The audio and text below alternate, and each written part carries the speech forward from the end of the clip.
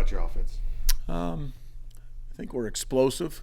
We showed some capabilities of being explosive, especially in the passing game.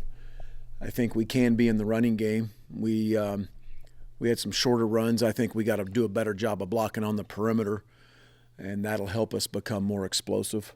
But I think that's probably the biggest thing that I'd hoped for, that we had seen during training camp, and some of that came to fruition. So, yeah, you were. There's always things we wish we had back. You know, as Avery and I talked, I guess Sunday and Monday, you know, there's always a couple throws he wishes he had back. There's a couple calls I wish I had back, and as long as he and I can keep both of those to just a few each game, then we're going to play all right on offense. If it gets to be more than a few throws he wants back and more than a few calls I want back, then we're in trouble. But that's us looking through it with I think a critical eye and a critical lens, and it'll always be that way. But we got good players. There's times we didn't play real well, and a couple drives cost us. And in a one-score game against a really good team, you never know when that one drive's going to manifest. There's 3 drives that – look, I'm answering all y'all's questions right now. I mean, there's 3 drives that, I look at it and I say they cost us the game. And the first one being when we got the turnover was, on the 16-yard line, and, we can't make a first down on 3rd and 1, 4th and 1, and that's frustrating. And that's that's on me. I'll always take that. And then, we fumbled going right into the red zone. That would have been the second one. And then the other one was right before halftime when we were driving it and we got to the plus 31. And I don't like the call. That's one of the ones I wish I had back. I don't think I put Avery in a good spot at that point on 1st and 10. And then, we tried to throw a screen to get some yards back and had it blocked really well. But we don't get a field goal attempt. And that's where you at least want to attempt one and put the kid in a position to kick one. And when you lose in a one-score game, man, those 3 drives in the first half are magnified post-game.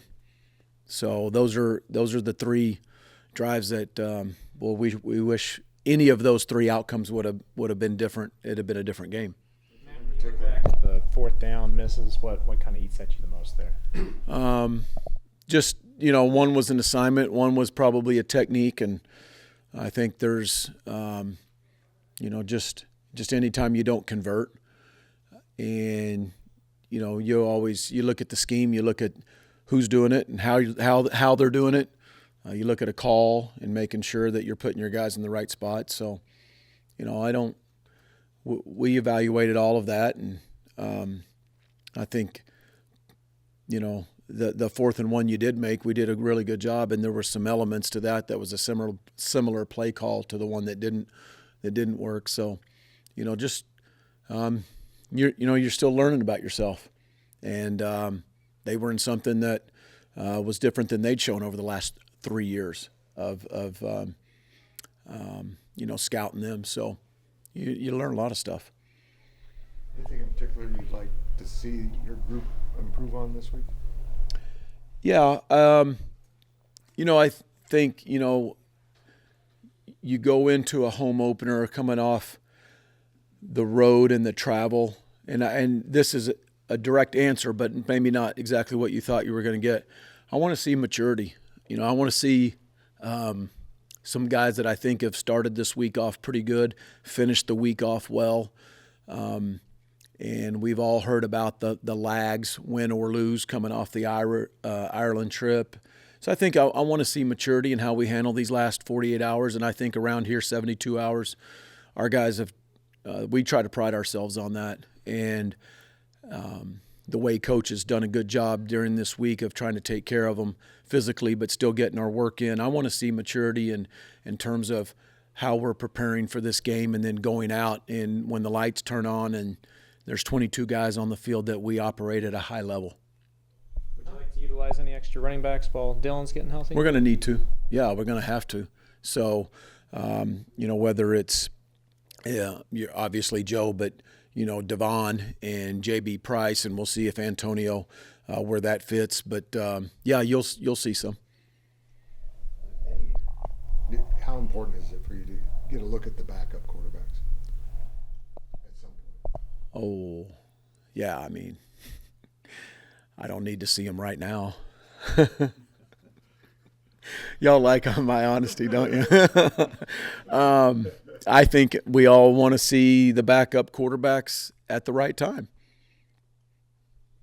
And which one, I don't know yet. Yeah. Between the weather and then losing Dylan before the first snap, how much did that limit what you got to? Well, I think there were one more factor, and that's being backed up. So you start the year off in the first series off backed up. It was a little louder than I had been told, and in our research on the previous teams, it was loud. Great, it was loud for both teams, but handling the rain, the ball was dry for a minute until it sat on the ground for 30 seconds, and so I think that and Dylan not being there, and certainly he was a big part of that game plan. Not just in the backed up area, but everywhere. So there was a few factors contributing to a little bit being conservative right there at the beginning of the game. Anything else? What was it like for you being down the field calling plays again? Awesome. Cool. I've always said, growing up in the profession and trying to become a quarterback coach at some point and I'll correct myself, getting to be a receivers coach and a tight ends coach on the way to being a quarterback coach, all I ever wanted to do was call plays. And that's all, that I didn't grow up in the profession wanting to be a head coach. It just so happened. But to be back in that role again is awesome. It's fun. I mean, I'm supported by a tremendous head coach who absolutely knows what's going on both sides of the ball and in the kicking game. Way knowledgeable, and I think that gives me confidence because he knows the why behind some of the play calls, and he knows he's part of the game planning process, especially in critical downs and critical situations. So, but it's fun. I thought our guys handled the sidelines really well. Our subs, all of the stuff that we as coaches stress out about in the opener because you don't get we're not like basketball. Basketball gets to go close the gym and lock the doors up and go scrimmage somebody. I wish we got to do that, and you don't get to do that. And so you're just in a practice mode and a mock game, and that's nothing like a real game. And but you're always worried about and wondering how we're going to handle all the situations and the subs. Our guys did a really good job with all that. So that was actually good to see live.